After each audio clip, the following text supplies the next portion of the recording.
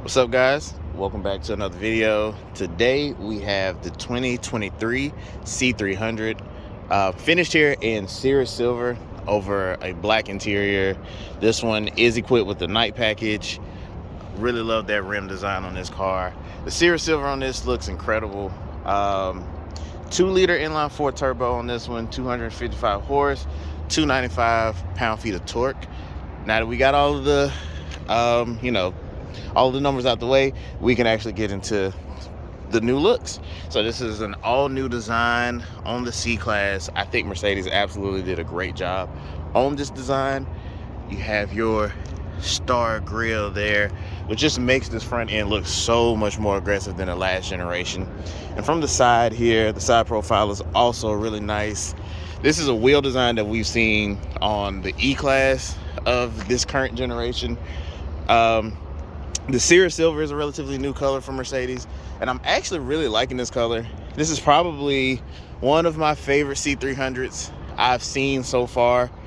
The rear end is really reminiscent of the S-Class, and if we open up the trunk here, take a look at your trunk space, all-weather mats in this one. So you have a significant, amount of space in the trunk.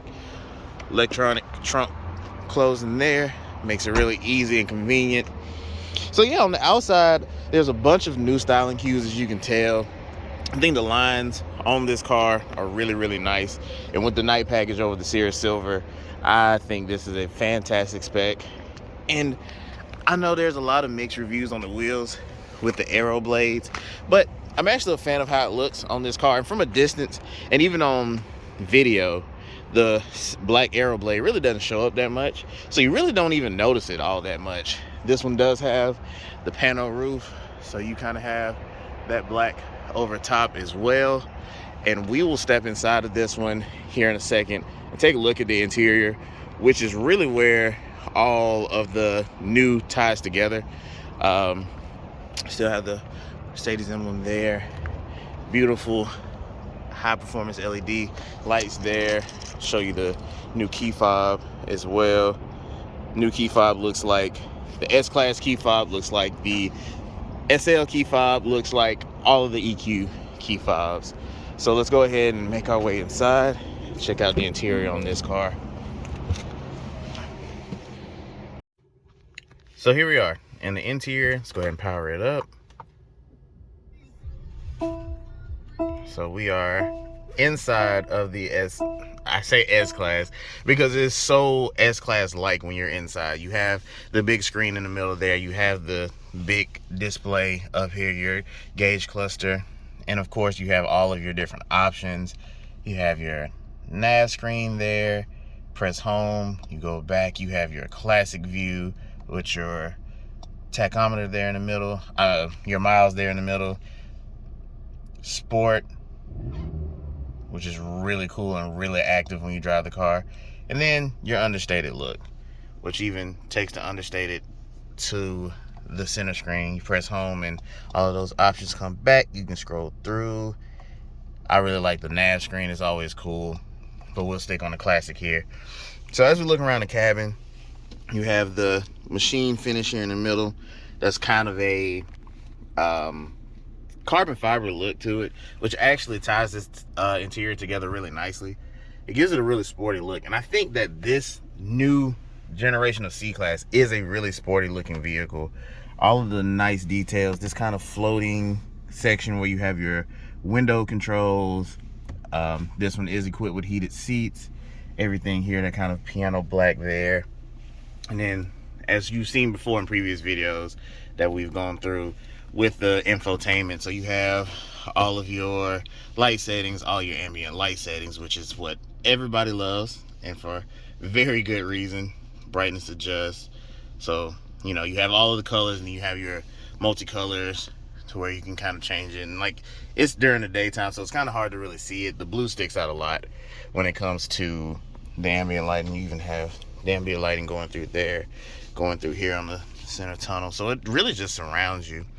Pano roof, as I mentioned earlier, which is activated by a touch kind of control there, which is also very S-Class of the C-Class.